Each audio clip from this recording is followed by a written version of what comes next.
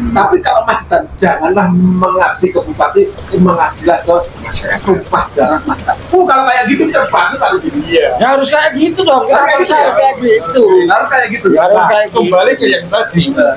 Siapa yang paling bisa menjalankan undang-undang dan aturan Ya. untuk mengadministrasikan kesejahteraan dan keadilan? Ada 3 karakter tadi. Ada karakter pengalaman dan hati-hati, ada karakter Santai ya. tenang tapi mumpuni, Ada yang bersemangat untuk membangun. Dari 3-tiganya ini, yang paling bisa menjalankan aturan kira-kira yang mana? Tapi itu tergantung masyarakat juga. Tergantung masyarakat. Tergantung masyarakat pada tanggal 27 nanti. Ini pertanyaan hampir terakhir. Jadi kita tuh mengidap idaman Magetan tuh kayak Ponorogo. Ini sepintas Sopardi. Tahu di dalamnya kayak apa Ponorogo, Ngawi, Madiun. Tapi kan sepintas pembangunan yang umum. Ngawi pembangunan umum sudah bagus, Ponorogo umum sudah bagus. Kita lihat itu Magetan itu rakyatnya 500 itu 900 sekian jiwa. Madiun, Kabupaten Madiun itu 739 sekian. Kan selisihnya nggak banyak. APBD-nya itu hampir sama. Madiun itu 2,1 T, Magetan 2 T. Ini kan hampir sama. Ketika ini membutuhkan karakter pemimpin lagi, Pak.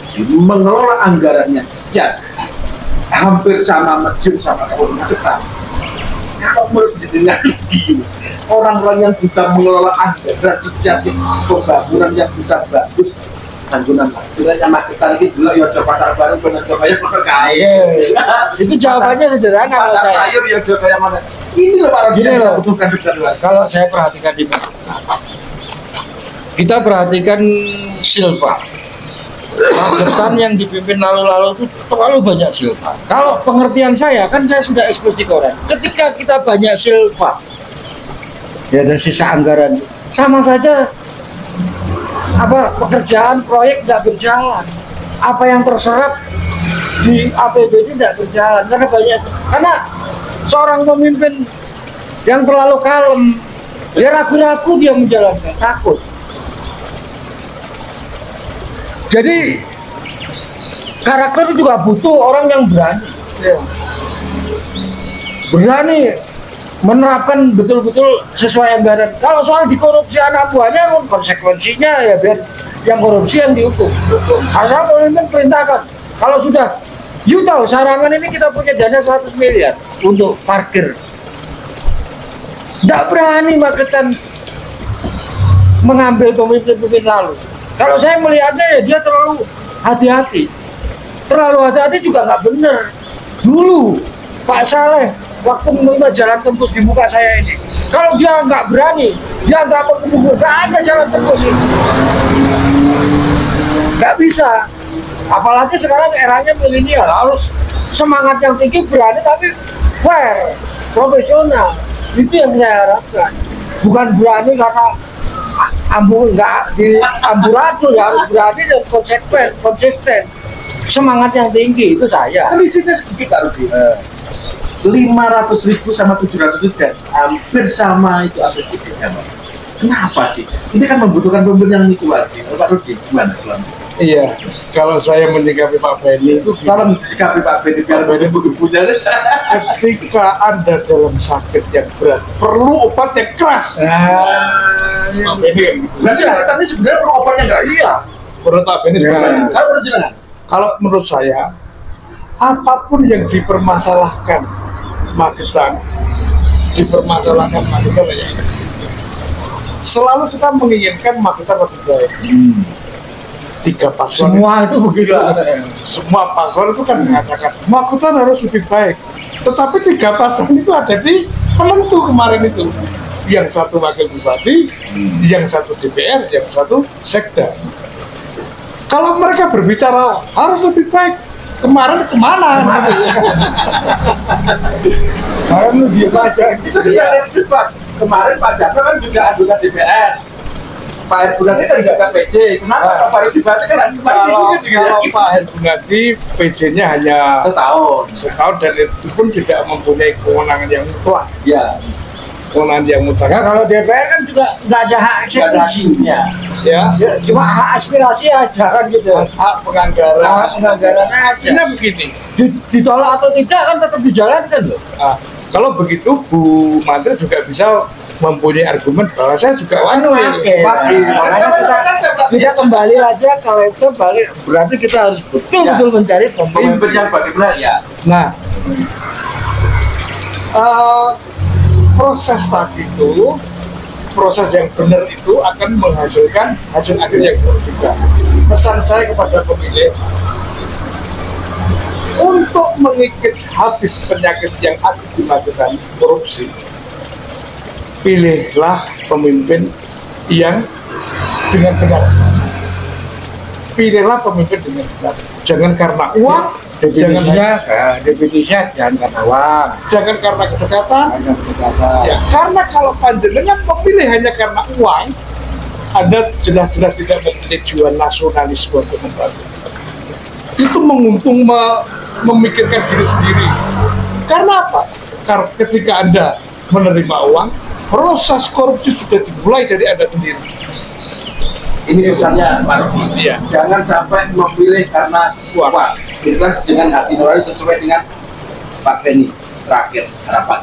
Kalau saya sama. Jadi ketika cuma hanya saya bedanya begini. Masyarakat kita ini masih masyarakat tradisional. Artinya masyarakat tradisional itu selalu berharap imbalan. Nah inilah yang harus kita kikis sedikit demi sedikit. Kalau sekarang mungkin masih belum bisa. Mudah-mudahan di anak cucu kita bisa. Sehingga ini kesalahan masyarakat yang dimulai sejak zaman dahulu. Ya. Sejak zaman dahulu kalah.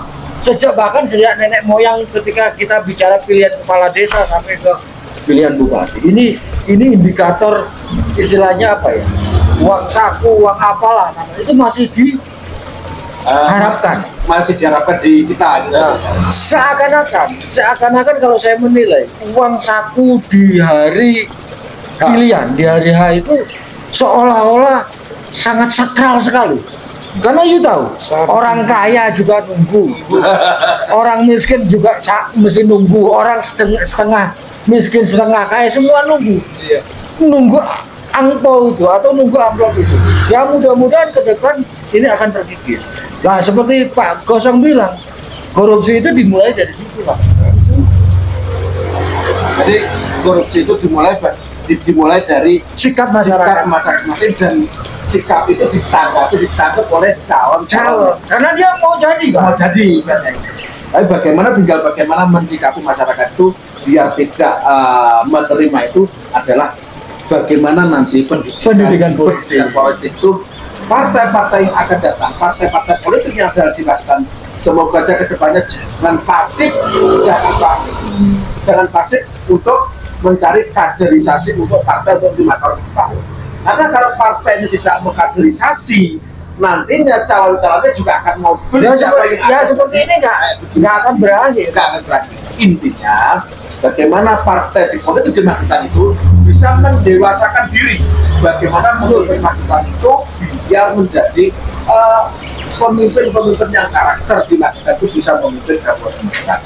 Akan kita sambung lagi nanti di Sabtu depan di Cafe Yom Karaoke room tersedia semuanya. Melewat di lampu Jalan Kubus kita bisa ngopi, ada menunya yang sangat luar biasa. Kalau di Yom ini kopinya sangat luar biasa, kopinya kopi dari Sumatera. Ini ada tempe gorengnya. Jangan lupa di Sabtu yang depan di Yom lagi dengan Pak Rudi, mungkin dengan aktivis yang lainnya membahas tentang bagaimana pilkada masa depan ini bisa menghasilkan pemimpin yang berkarakter baik, pemimpin yang berkarakter bisa mengayomi, menteladani bagaimana sifat seorang pemimpin itu bisa menjadi ngayomi masyarakat masyarakat. Mengutip kata Pak Presiden, janganlah takut kepada saya, tapi takutlah kepada bumi pertiwi masyarakat. Siap. Sampai jumpa lagi. Terima kasih Pak Rudi. Sama-sama. Terima kasih Pak Beni di Terima kasih Yung Yung. semuanya. Terima kasih. Jaya Magetan.